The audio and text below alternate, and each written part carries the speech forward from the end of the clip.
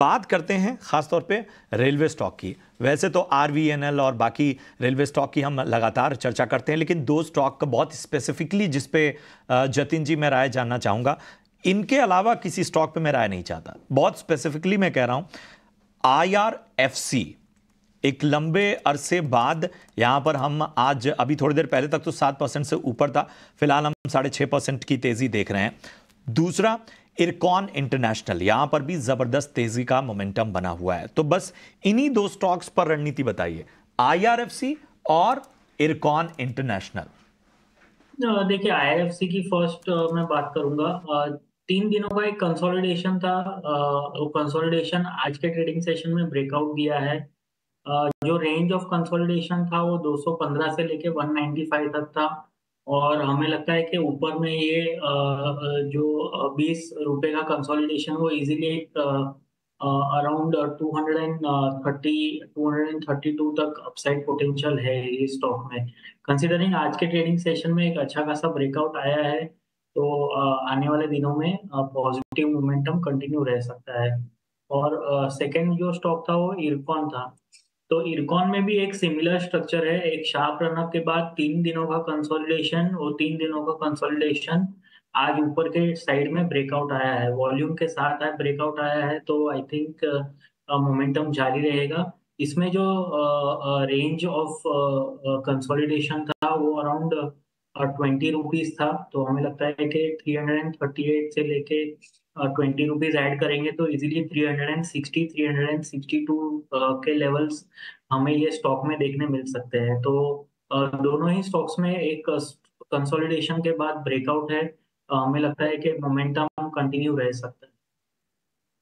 ये राय थी। रेलवे शेयरों में पिछले कुछ दिनों से तेजी दिखी है और आज के ट्रेडिंग सेशन में भी रेलवे शेयरों में तेजी बरकरार है। बढ़ते हैं और चावल शेयरों पर नजर डालते हैं। KRBL और LT फूड्स। याद रखें, कुछ दिनों पहले गवर्नमेंट से कुछ अच्छी न्यूज़ आई थी पूरे सेक्टर के लिए, जहां उन्होंने कहा कि राइस एक्सपोर्ट्स पर जो रिस्ट्रिक्शंस लगाए गए हैं वो रिलैक्स किए थे।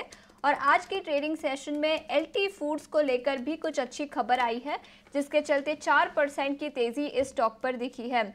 कंपनी ने नई मैन्युफैक्चरिंग फैसिलिटी के ऑपरेशंस कमेंस किए यूके में, और कंपनी का मानना है कि 1100 करोड़ के रेवेन्यूज कंपनी रिपोर्ट कर सकती है अगले 5 सालों में। तो अच्छी खबर के चलते LT फूड्स में करीब 4 से 5% की तेजी दिखी है।